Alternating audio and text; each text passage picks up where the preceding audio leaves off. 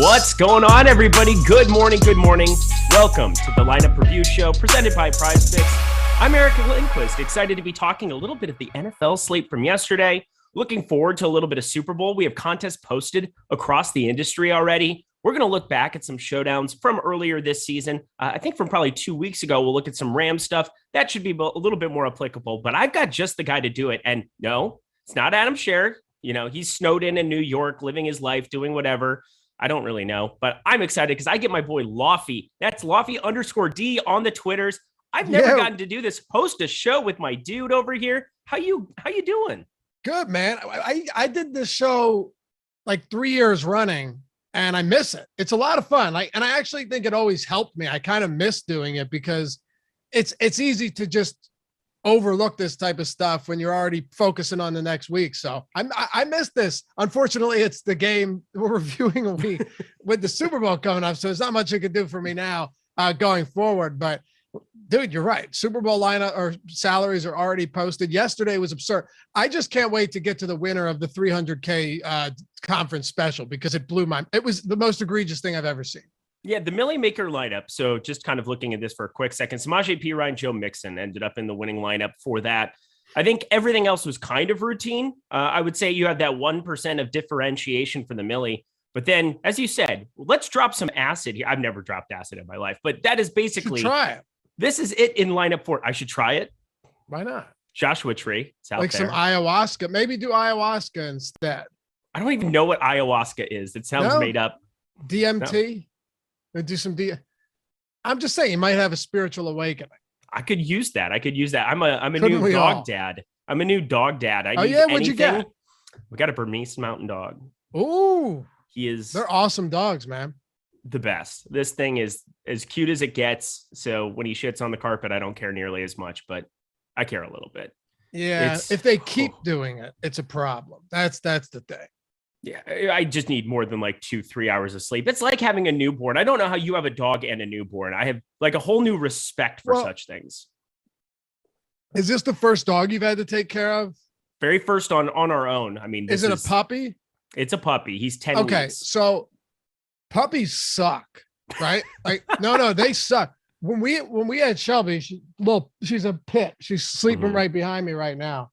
But when we had her, we lived in an apartment and you'd have to walk like 50 yards to get outside. And then you'd have to go down the steps. It was horrible, right? I'd be holding her up like this, running down the hallway as she's squirting piss out.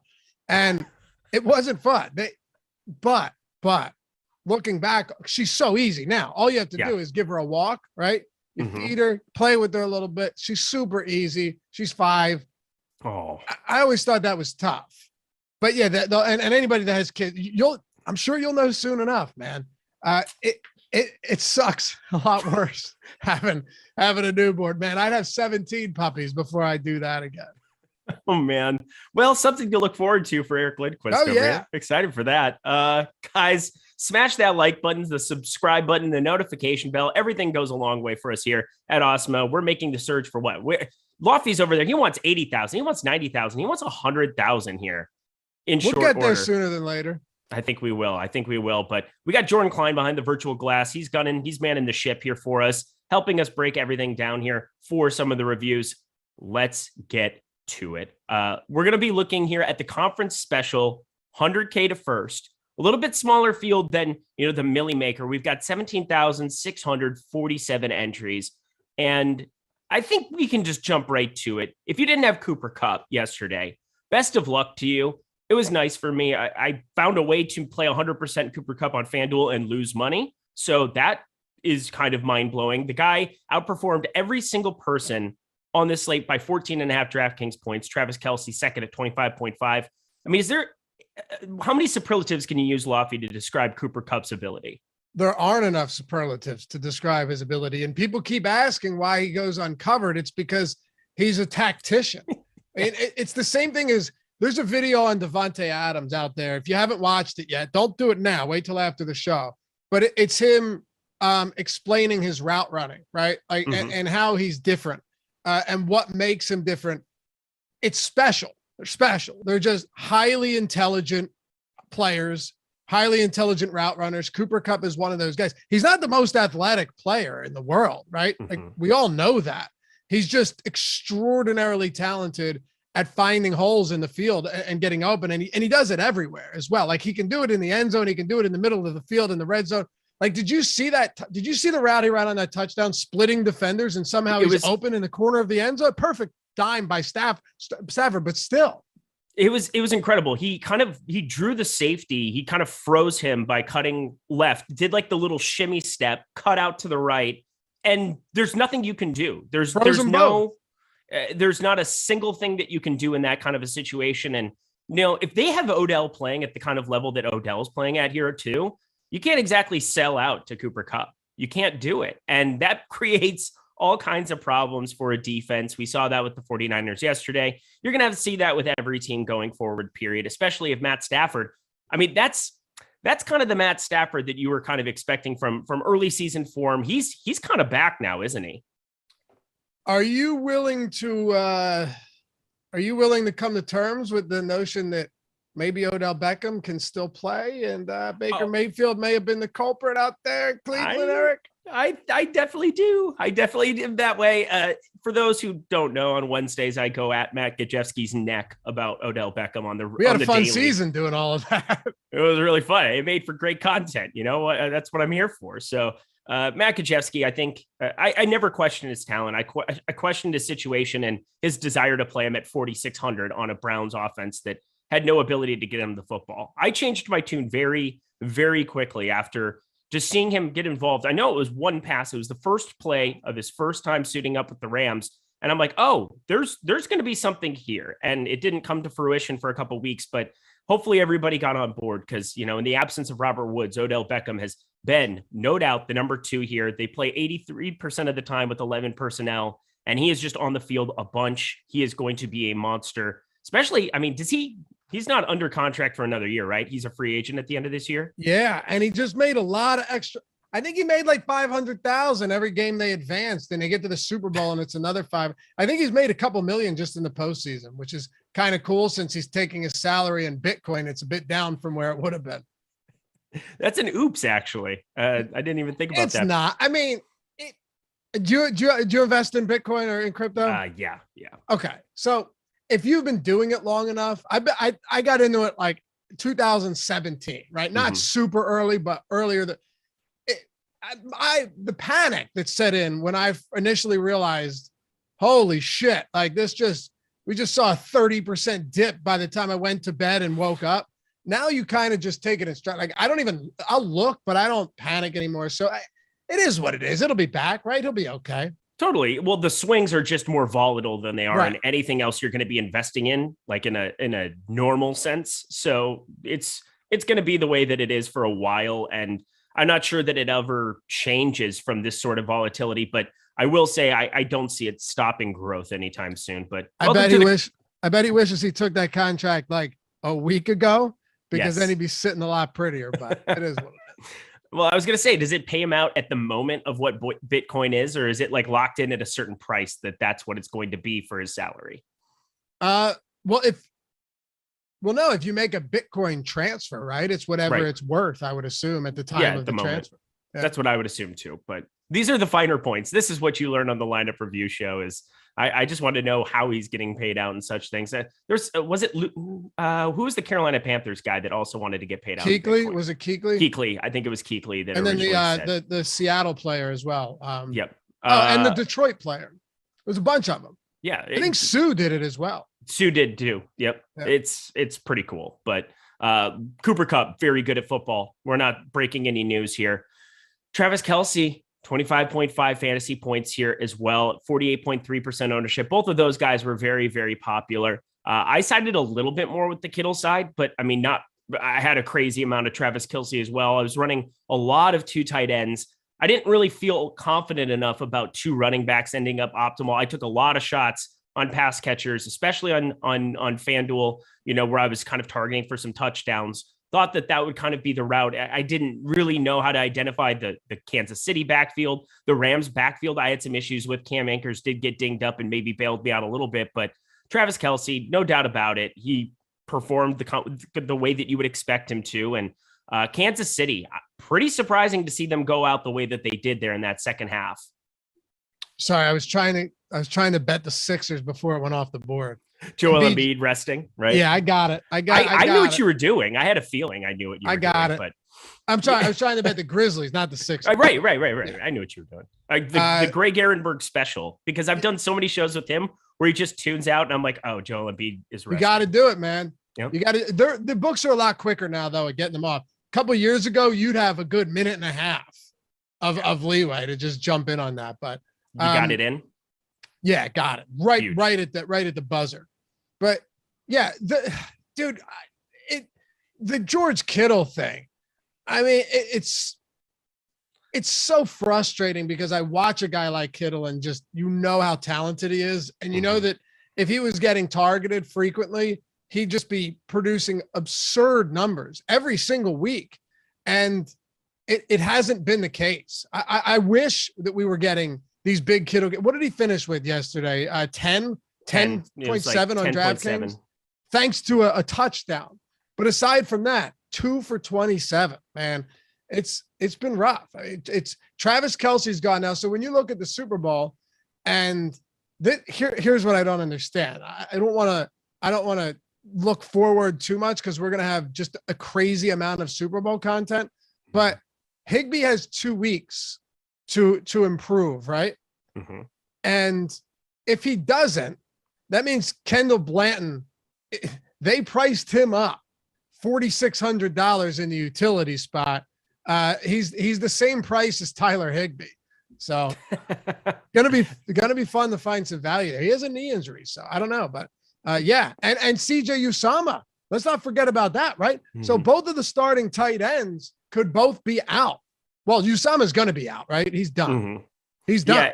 It's not going to be one of those, we're going to zero out everything. And you shouldn't probably be doing that in a Super Bowl if you're trying to avoid a split. Now, I understand the theory of like, if you want to make the chalkier lineups and you're trying to split it 1,000 ways in a 480,000 entry contest, you can absolutely go that route. But I think we're going to be finding easy ways if both of those guys are hampered. You said Blanton got priced up a little bit. I mean, I can't imagine that we're going to see a lot of Drew Sample that's going to be what was his price at? And it could be an MCL sprain for Usama, so maybe he'll be back. Seems unlikely. Mm-hmm. I don't know, but yeah, it sounds pretty unlikely. But Drew Sample, that'll be another guy. We're going to have some paths. It looks like 4,200. So they're all basically the same price. All right, that's really well done then, at least, so that we're not looking at a $600 or a $400 freebie that would be on that bottom end, because that's where they had been before. And we will get to that. Rams.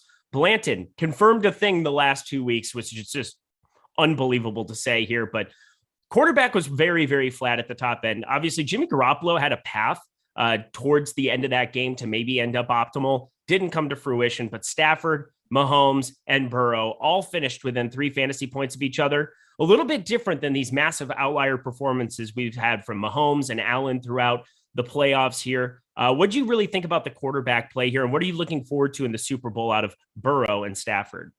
Well, it's crazy because now in multiple weeks of the postseason, we've seen the quarterback position, dare I say, not matter all that much, right? Like, wait till you see this lineup in the 300K special. I'll tease it. I won't get there yet, but I will say quarterback kind of didn't matter, and you'll see what I mean in a second.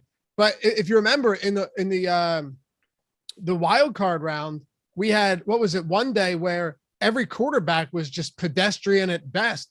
And then like the Saturday slate of the divisional round before you got to Sunday didn't really matter who you had, because Burrow and Tannehill and Rodgers and Garoppolo all pretty much were underwhelming. Sure, I think you saw Burrow with like 16, but you see where I'm going. Totally.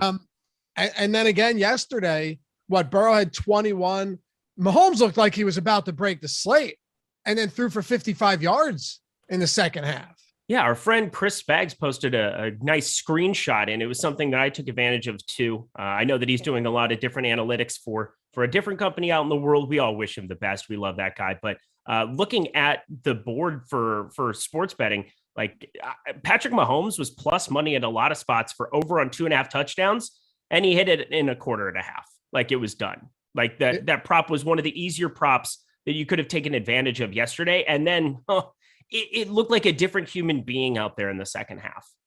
Great pressure from Cincinnati. Mm-hmm. I haven't seen in a while, especially since they kind of figured their offense out in Kansas City. It's been a long time. At least I can't remember the last game where Patrick Mahomes was not only running for his life, but couldn't find an open man. You have to think about this. This isn't one of these teams with big, hulking, laboring receivers that struggle to get open and improvise. Tyreek Hill is one of the greatest when it comes to improvisation. You know, Travis Kelce can find his way open. How many times have you seen Mahomes roll out or scramble and move around, ripping figure eights in the backfield and still find an open man every single time? Like Hardman has speed. All of these guys do. They can get open. Yesterday, particularly on that the field goal that sent him to overtime, I really thought that Mahomes would find someone, but he had to run for his life on 3 straight snaps. And that's just so unusual that Cincinnati got that much pressure, but also their coverage stayed tight against guys like Hill.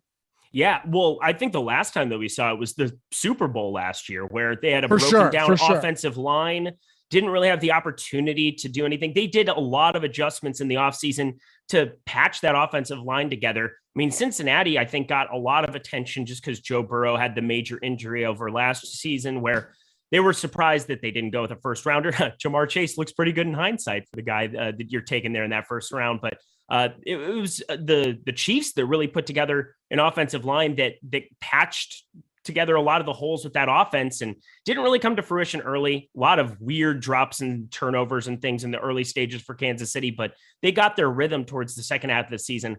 I was very surprised to see them come out that flat after a really solid first half. Talks to the magnitude of that play where Tyreek Hill gets stopped at the 1, pretty cocky, pretty, arrogant to not take the 3 or to not at least make sure that your miss is in the end zone there. That play ended up proving costly. I don't think anybody would argue that. Andy Reid, man.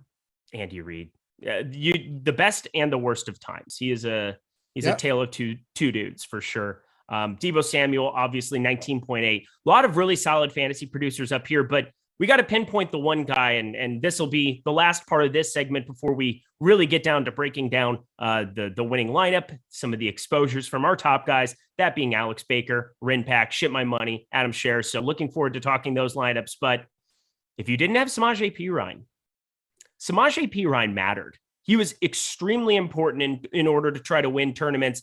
13.3 fantasy points, missed out on Mixon by 14.5, but running back position was abysmal. The 2 Bengals being the 2 highest fantasy producers at the position on the day. I can't remember a type of slate like this where no running back went over 15 fantasy points on DraftKings, even in PPR. Samaje Perine gets 1 snap, takes it to the house. Absolute house call. What did you think about the running back position yesterday? And he did it on a reception too. Yep. So I had talked about this last week when we were discussing, I think it was you and Matt and me on the ownership show talking about, like, are there any contrarian options? And the one thing I said, I think I said it this week too, honestly, was that the one way it happened, and I was wrong, obviously, but the one way that Perine gets there is either Mixon gets hurt or he rips off, and this is my exact words, a 40-yard reception for a touchdown. And I think this was a 40-yard. You literally said that on the show. Right. Yeah. However, I think even when I said that, I said, I this is where I was wrong, because I remember saying he could rip off a 40-yard reception. It'll probably be one of his only few opportunities, which it was. He only had like 3 receptions, right? Mm-hmm. And only one of them was noteworthy. He had 3 for 43, and I think one was a 40-yard touchdown. So his other 2 went for a combined 3 yards. So it's like, even if he were to get that 1 for 40 to the house, it's probably not going to be enough. that was with the understanding that, as you pointed out, these other running backs would not all be terrible. And they pretty much were. Samaje Perine ownership projection we had at 4.9%. I think it was actually a little bit lower earlier. I think it went a little bit higher towards the end of the day yesterday, kind of trended up, and it was hard to look at lineups and find ways to get different. Well, he ended up coming in at exactly 1% in this contest. He was basically 1 to 1.5% on every single site in every single situation. You know, I hadn't seen over like 20% of the snaps in forever. It was Joe Mixon's backfield, but somebody that I took a lot of shots on because I thought there would be some increased opportunity was CEH. It was still Jerick McKinnon for a majority of it. And I found that to be very, very frustrating, even in a very positive game script. The guy averaged 8.6 yards per carry in his first game back in a while, only played 30% of the snaps in the divisional round, but I was very surprised. You know, he ended up getting five fantasy points. But when I saw that he was under 25% owned and Jerick McKinnon was like 35-40% owned in a lot of tournaments on DraftKings, I was pretty excited about that. Obviously, if you didn't have Mixon, you didn't have Perine, you were in a lot of trouble. And I had the Mixon part, but Perine gave you the savings to get to multiple pass catchers. Anything to kind of take note of with the Kansas City backfield other than thank God we don't have to deal with it for the Super Bowl?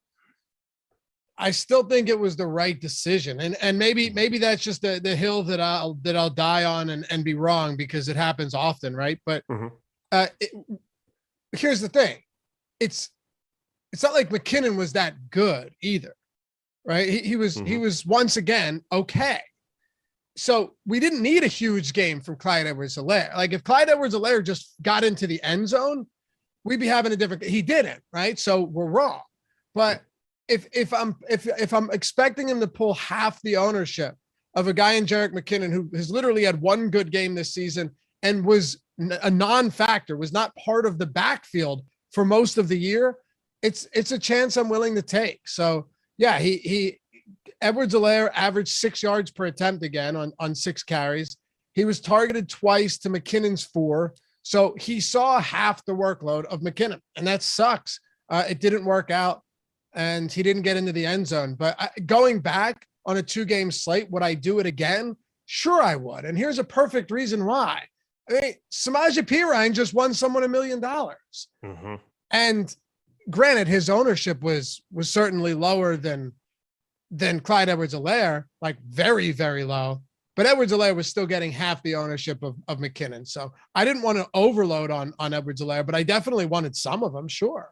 Yeah, I probably overloaded to a place where I probably shouldn't have, but again, it was a stand that I was willing to take. You got to find ways to get different on 2 gamers, and you're really going to have to find ways to avoid a ton of duplication in a showdown. Give yourself more paths to more money. I think that that's always going to be a better strategy in the long run, doing things a little bit differently. One thing you don't want to do differently if you're in New York, and that is not take advantage of the promotions that we have going here. And in that state, we have Louisiana as well. Alex Baker has a great article going right now for all the sports betting content you need for Louisiana, for New York. Take advantage of these massive offers. There's things like, bet $10, win $200 at different sports books. They have a free NBA jersey for betting $100 at Caesars. I know there's $1,000 risk-free bet with BetMGM. These are massive promotions. They're going to go a long way for you if you can take advantage of them right now. There's no better way to be profitable in sports betting than taking advantage of free money offers. Now, you've got to be able to manage the bankroll, be able to figure out, but we have the tools to help you be a successful sports bettor here at Awesemo at oddshopper.com, where you can get all of the best bets on the board for NFL Super Bowl Sunday. We're going to be having 2 weeks of content coming up here. I promise these are the advantages you need to have to be successful at sports betting. And now you have the promotions put all together in one place by the team here at Awesemo, by Alex Baker himself with that article. Check it out. Use all of these. These are no-brainer promotions. I think that's why it says no-brainer there at the top. But take advantage of it now here and promise you it is going to be the way that you can be profitable right out of the gate is all of these free promotions. And thank you so much to the team here at Awesemo, kind of putting everything together for us so that we can find it in one easy-to-use space. All right, my friend, let's head over to... Hey, can I ask you a question real quick? I'm ready. Would you say the reason that you went with a lot of Clyde Edwards-Helaire was because among all of the running backs, it was the one reasonable semi-lower owned pivot that actually made sense pre-flop before lock, like not a P. Ryan or even a Michelle. Yeah, for me, a lot of my NFL strategy for, especially for slates that last for 2 days, like last week, was waiting in the wings with a ton of lineup spots and being able to react to how players did in the moment. Now, Derrick Henry, having 0% of him worked out.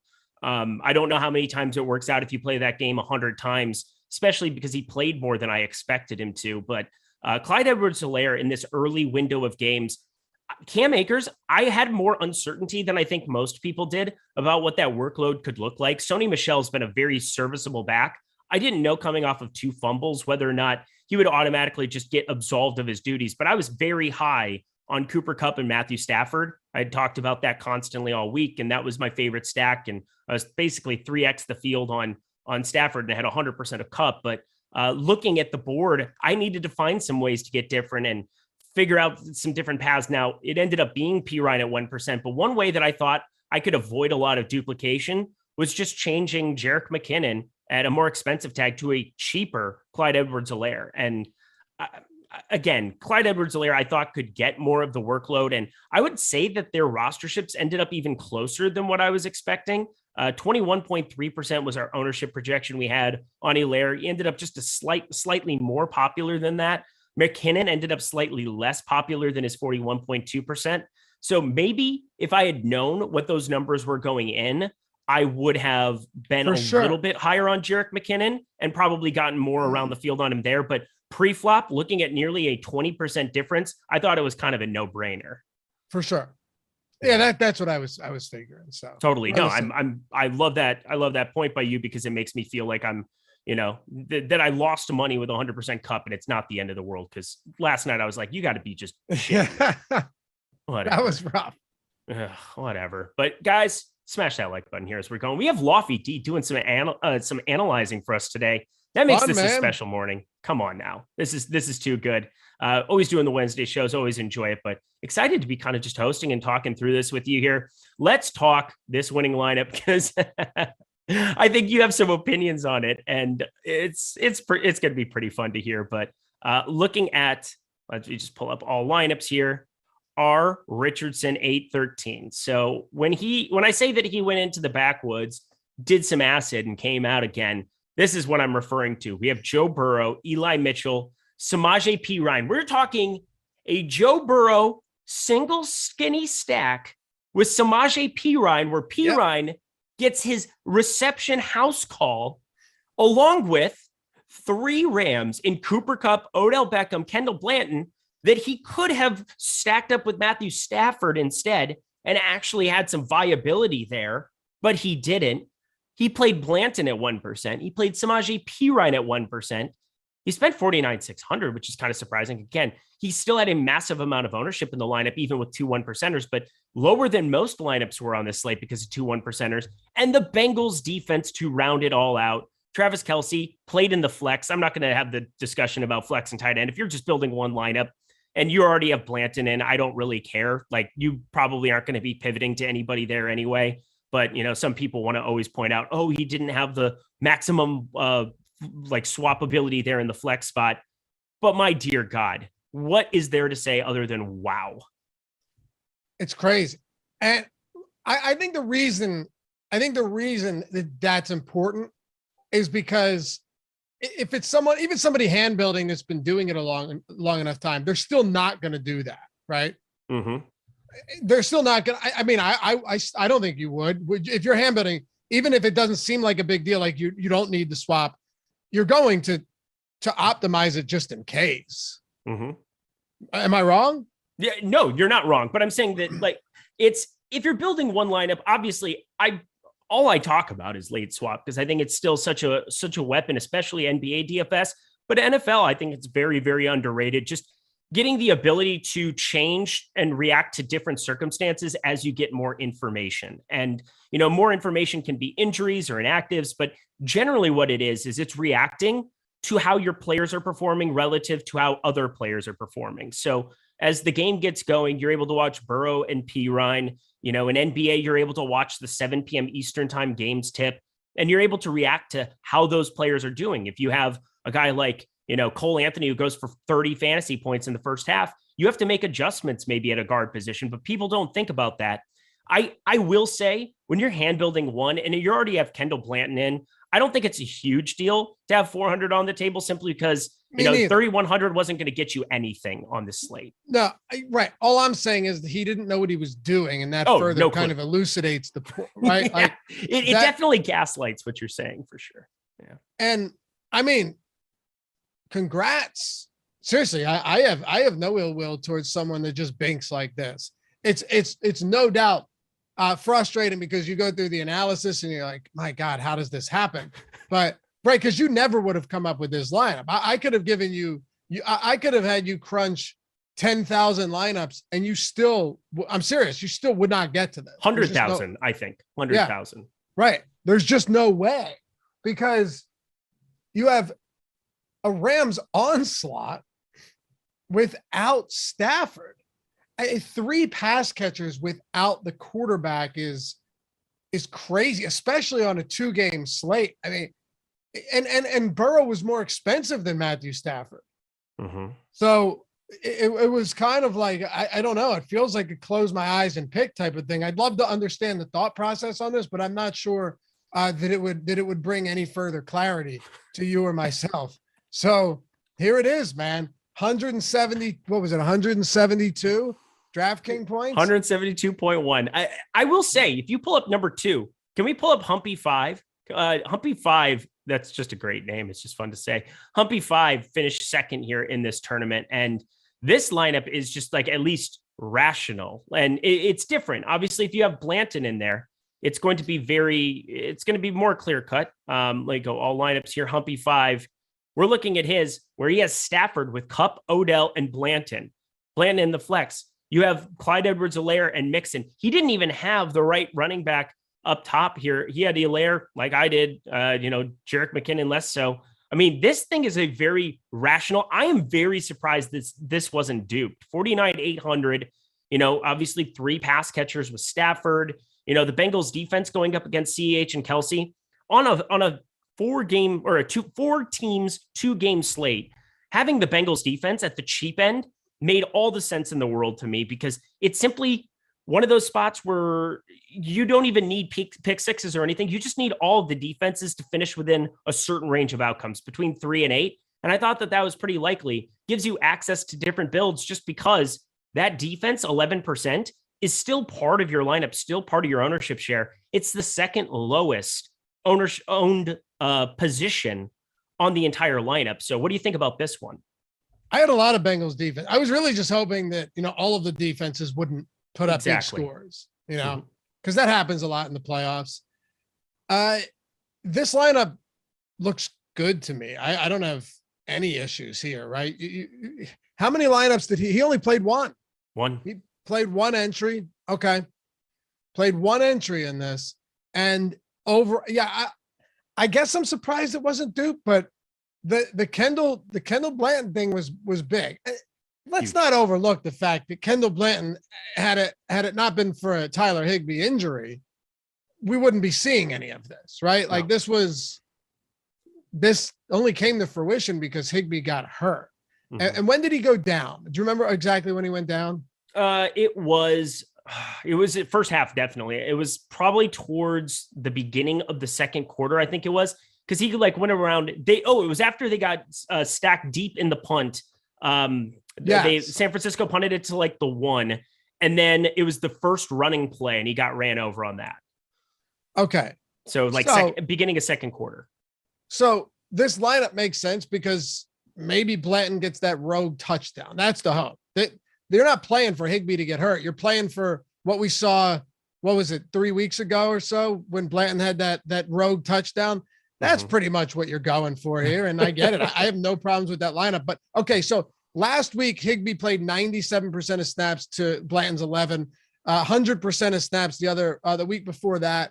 That was week 19 in the wild card round. Blanton played 20%. So a little bit of overlap there. And then yesterday, Higbee only played 18% of snaps. Blanton played 79%. So normally you're getting anywhere from 10 to 20% of snaps. Here he played almost 80. And it worked out for some people. Pretty big. Pretty gigantic. And coming off a touchdown last week, maybe somebody could land on a 1% guy. He's obviously been on the field when it mattered in goal line situations before. He had the touchdown last week. He had no touchdowns this week, but obviously so much more volume.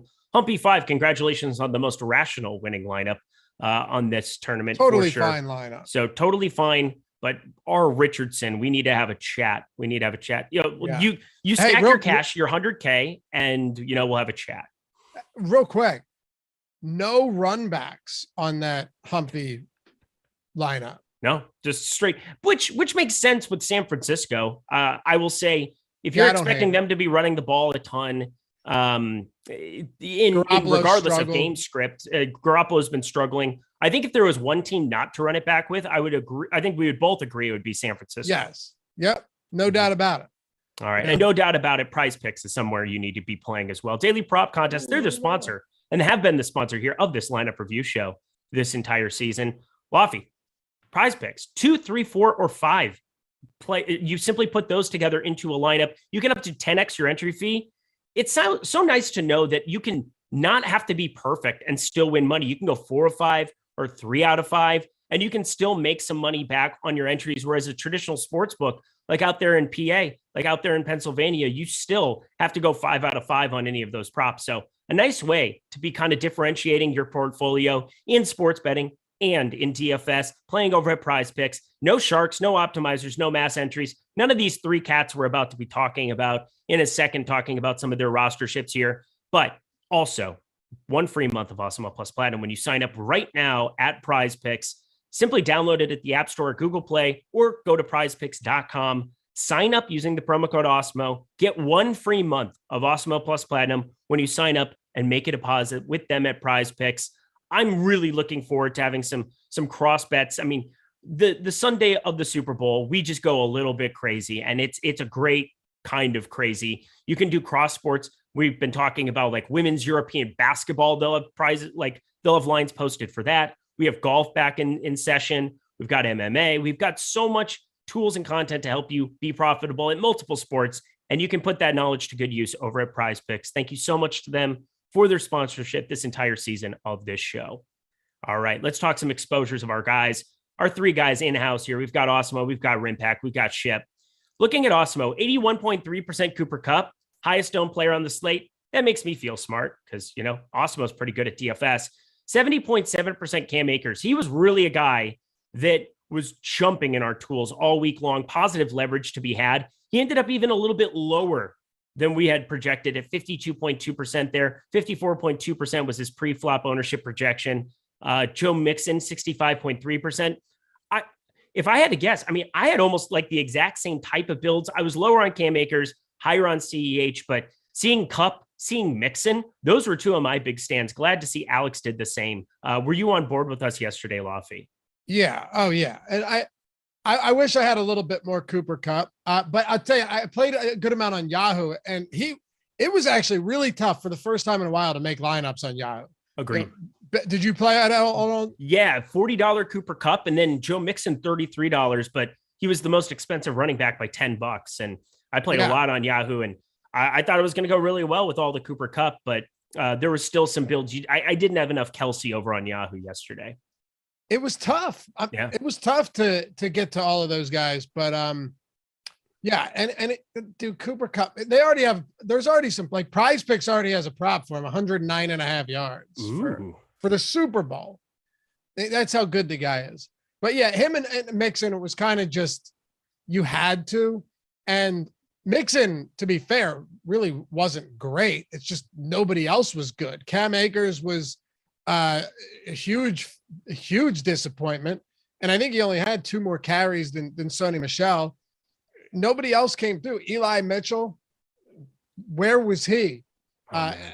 Deebo Samuel had the first 3 rushing attempts of the game. So just all in all, it was tough. And then McKinnon was okay, right? Like, McKinnon is one of those guys that's going to be in a lot of the top lineups just because he was not expensive and he had a decent performance. But yeah, Mitchell, all of them underwhelmed. Cooper Kupp was the main piece. If you didn't have Cooper Kupp, you weren't getting there. You can't give up a 40 spot and try and salvage elsewhere, especially if you were getting to 3 running backs in a lineup. Then you were just done.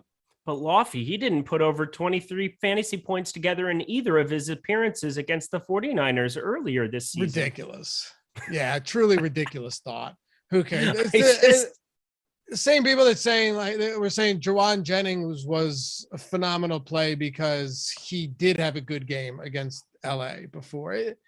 That stuff, and it doesn't make a difference. Like, it was the 3rd time these teams faced each other. I could have made an argument in both directions for any of that. Really, when it comes to Cooper Kupp, it's just he's an elite talent, and I'm going to bet on him anytime against the defense. Yep. Oh man, did you bet that game at all? I did. So I had actually teased. I had teased them. So I teased Cincinnati to 14.5 and San Francisco to 10.5. Getting above it put me in a good spot. Now, early on, I thought, I was like, man, I'm screwed. Mm-hmm. They were down by 18 points. I could have just parlayed both of them on the actual line. Yep. It would have been good. Oh God. Yeah. I should have probably, I didn't feel good about, no, I did not. I went nuts last week, went 3-1 with dogs and just kind of took this weekend. You know, I didn't want to go trying to double down on anything. I didn't have a great feel for betting them. All I know is that hook in the evening game. I think I had a million guys in my group chat that I go back and forth with that bet the 3.5 on the Rams and just lost their minds. So it was just a really difficult slate, I thought, for betting. I thought it was a great slate for DFS purposes. And obviously that's what we're here talking right now. But I just was curious because it really set up as an interesting betting spot where Kansas City, you could have been live betting Cincy with points the entire way the second half. If I wasn't on the NBA Live Before Lock show, I'm pretty sure I would have been doing that after that huge play at the end of the first half. But I think Kansas City got the kickoff though in the second half, didn't they? Yeah, I don't remember. I don't remember either. Yes, they must have, because I'm pretty sure Cincinnati started with the game with the ball. Yeah, they started the game and they scored right out of the gate, right?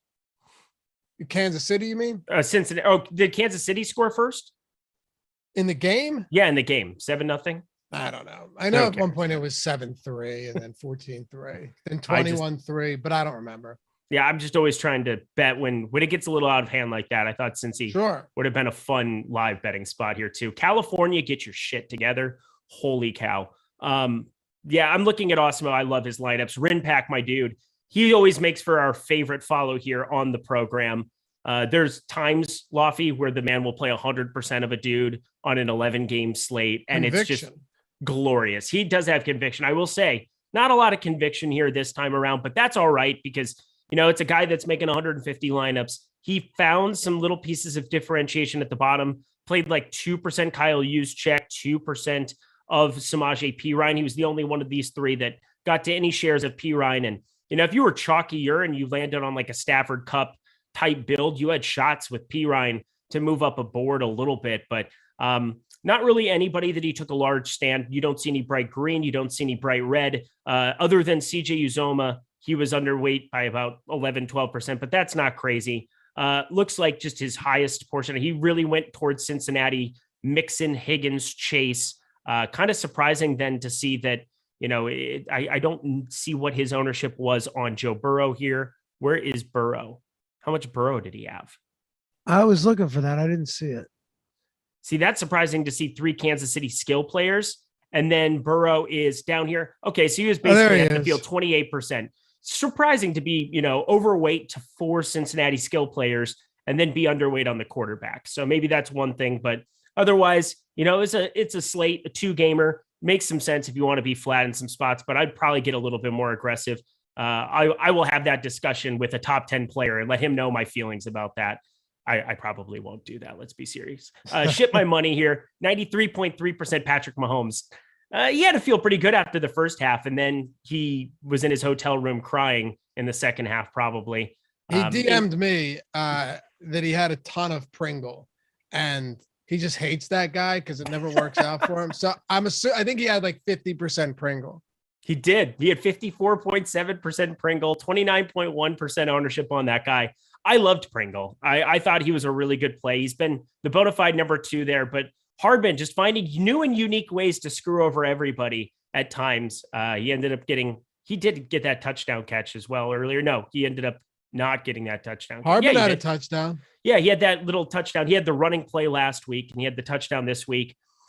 You kind of need that to break Byron Pringle's way, and it just did not this week. So that was problematic. 3.6 fantasy points, but otherwise he was just very, very invested in Kansas City. Hey, if they had the highest total on the board, and you just want to go massively overweight on a 2-gamer, yeah, there's going to be times it doesn't work out for you, but there's a lot of times that it is as well, Laffy. For sure. And one of the spots where I went wrong is I went heavier on Van Jefferson than Hardman, just hoping that the fact that he's playing almost 100% of snaps and running routes on every single drop back would finally pay off for him. And it didn't. Even though Jefferson had 5 targets in that game, it's like him and Stafford just cannot connect, right? Excuse me. They just have not been able to connect. 5 targets at 3,900 and 2 deep balls to boot. I'll take my chances there. It just, it never came to fruition. Meanwhile, you look at Mecole Hardman, still only played like 45% of snaps, and was targeted fewer times than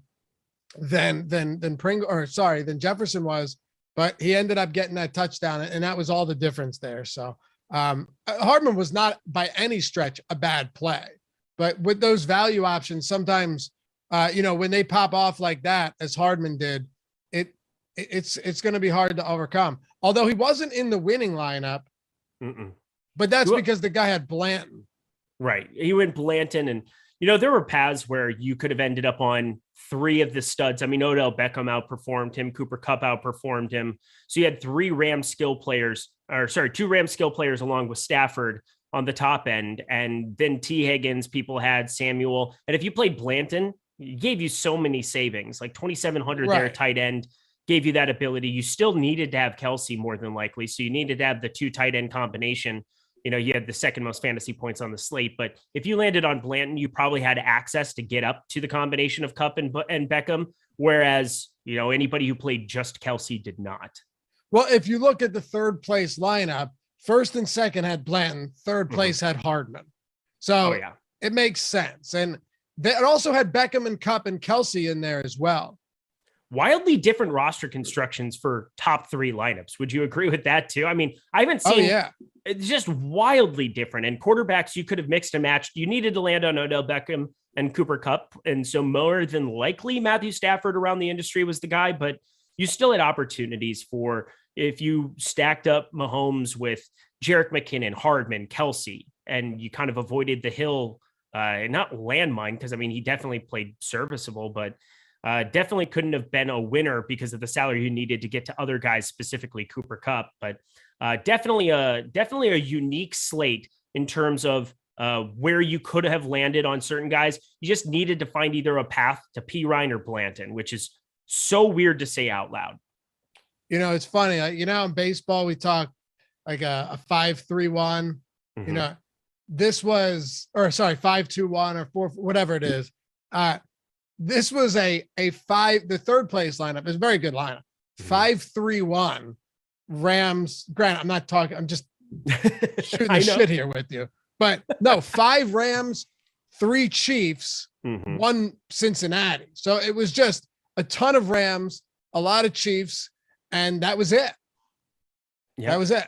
Oh, it's a really good lineup, I think. Obviously, I think so too. Chiefs defense up against only 1 skill position player. Again, if you didn't have max 1, max 2 for defense at least yesterday, I don't know what to tell you, because I think you got to just open it up on 2 gamers to allow position players up against your defense. That shouldn't be a surprise to anybody who's been watching this show a lot here. But congrats to all those guys on the top end here. It was nice to go over the last 2 gamer here. We have like 3 minutes left, 4 minutes left. I just want to quickly, do we have Awesemo Hall of Fame here, Jordan? Is that queued up here for this morning? I've got Laffy on. I got to make sure that I'm attentive to my Hall of Fame. Oh, it's not updated. It's all good. We'll do it later. We'll get it in the NBA show. All right. I just got to make sure that I'm doing the things that I'm supposed to do here. Killer job hosting, man. Boss, man. I have my moments. Smash the like button, at least for Laffy. Analyst Laffy here today on the panel. Absolutely love things you love to see that. Let's give a quick preview towards what we're looking at here for the Super Bowl. Now, they've taken down a lot of the Fantasy Cruncher stuff from the Super Bowl last year. I'm going to see if we can't find a way to get some of it. I think it would be very useful for the next 2 weeks, but I know you guys have all been playing Showdown constantly. It's become just the rage in the last couple of years. So I don't think it's going to surprise anybody. Pricing is already out on DraftKings, I know, and that's going to be something we want to look forward to. Let's look at Rinpack, my boy, my dude, my co-host on the NBA Slate Starter podcast. Let's look at his Rams victory here 2 weeks ago. It was 400K up, 400K prize pool, 100K up top, $12 contest there with that Blanton dart that worked out as well. Looking at his winning lineup, Cooper Kupp and the captain, you needed that again this week. Blanton, Fournette, Stafford, Evans, Scotty Miller. I think that we're going to see something very, very similar to this over on Prize Picks for the Super Bowl already. Joe Burrow and Matthew Stafford, 275 plus passing yards expected in this one. Two pass happy offenses. I couldn't be more excited to play Showdown because something similar to this lineup could definitely be what you're looking at for the Super Bowl winner. You have 1,700 left on the table. You have Fournette, a running back, of course, but he's got pass catching role there, and two other pass catchers that ended up optimal in this with no quarterback on the other side. Laffy, I think this could be a sign of things to come for the Super Bowl. Yeah. What do you think Cooper Kupp's captain ownership is going to be? High. Very, very high. What do you have to pay? Okay, 17.4. So yeah, it's not as cost prohibitive as what I was expecting it to be. It's not crazy now. I thought they were going to come out and you were going to have to pay like a Lamar Jackson on Showdown type price for him. 17.4, basically making him 11.6. We've seen more extreme pricing in Showdown before. Yeah, no doubt. And now I just wonder, like, can you go Cooper Kupp at captain without Matthew Stafford? You can. I think there's going to be paths for it, especially if, I mean, I can tell you the game script right now. If you have, 14 or 17-14, or if it just goes in under, and, that's not a crazy outcome. Sure, the total is going to be higher than that, but 17-14 and he gets both touchdown catches, there's no way Stafford's going to be probably optimal still with 13-14 fantasy points. Right. You'll have kickers, you'll have running backs, you'll have a lot of other access to guys that you wouldn't necessarily need to slam in a expensive Matt Stafford. Well, I'll close my season out by playing Van Jefferson again and having it kill me once again. So that'll be fun. It's gonna be fun for us to talk about like where you go with value though. You're gonna have to find something. Let's be clear here. When Rinpack won that with Kendall Blanton at minimum salary, right? Mm-hmm. So Blanton's salary now is juiced up. Everyone's up there. So you're looking at like a Ben Skoranek who dropped a touchdown pass yesterday. Yeah, on his only target. Samaje Perine's a little bit more expensive. So with the Super Bowl and knowing that snap counts are going to be even more condensed than they've been, just like a rotation in the NBA playoffs gets narrowed down to like 7-8 guys. Well, we're gonna have to find some diamonds in the rough or find ways to go a little bit more balanced. So I'm looking forward to it. I'm looking forward to it too. And I know we're going to have content going for NFL here this week still. I think that there's still going to be some opportunities. Next week's going to be really the week. You're going to want to tune into everything that we have going here at Awesemo. It's going to get crazy. We've got Pro Bowl special. You're going to be talking Pro Bowl this week, I know, on Thursday with Matt Savoca, Matt Kajewski. My Sunday, my live before lock, partners in crime. Hell yeah, you are this Thursday. I'm looking at it. Yeah. Get excited. By the way, secret to the Pro Bowl for those of you DFS guys, play tight ends. Just play a ton of tight ends every single year. Play tight ends in the Pro Bowl. I have nothing to say that I've never played a Pro Bowl slate. Oh, get excited. I've had, it's weird to say, I've had some really good days. I know I won the 5K on FanDuel. They had like a 5K up top contest on FanDuel last year for the Pro Bowl. Took that down. So that was fun. No one was saying that there is an edge. So I'll do some research and get back to you on Thursday. How's that? That sounds lovely to me. Just play tight ends. Just go on stream and say that 45 times until people don't listen to you. But it seems to work out every single year. It's pretty crazy. But later today, we've got a lot of content waiting in the wings for you. We've got Odd Shopper betting show talking Super Bowl stuff already. That's going to be fun. That's you and Ben coming up this afternoon. And we've got that NHL strategy show. We got Jake Hari back on the airwaves. That's fantastic to see. 5-gamer for that. And the NBA deeper dive. You and Adam breaking everything down before Josh and Greg on the Live Before Lock show. Fun 8-gamer. You've got only an hour window between 7 p.m. and 8 p.m. Eastern time for all of these games to lock. Haven't seen an 8-game slate like this before at NBA. Should be wild. Make sure you tune into that. Thank you so much here to my buddy Jordan Klein there behind the virtual glass today. But Laffy, let's get ourselves out of here. Any final words for the people? No, man, I'll be back a little bit later. And we got the deeper dive. No Joel Embiid, got some pretty significant injuries. So let's have some fun. He's Laffy. He's so excited about breaking down the Pro Bowl. I'm Eric Lindquist. I'm excited. I just didn't know I don't have to. I'm excited. I don't have to. We'll see you guys later.